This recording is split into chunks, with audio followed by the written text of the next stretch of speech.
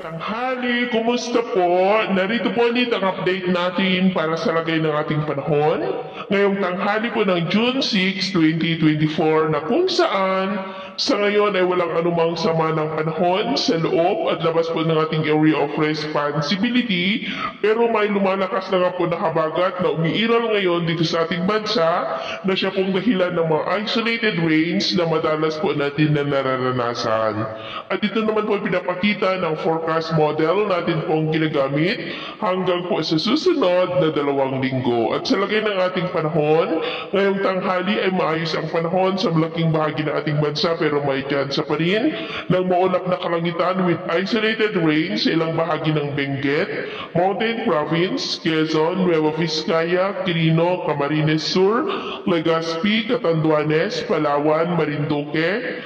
Romblon, Western Visayas, ilang bahagi pa ng Central at Eastern Visayas, maging po sa may Sulu Archipelago, Zamboanga Peninsula, Northern Mindanao, Sorsogon at maging po dyan sa may Butuan at Davao. At sa susunod na mga oras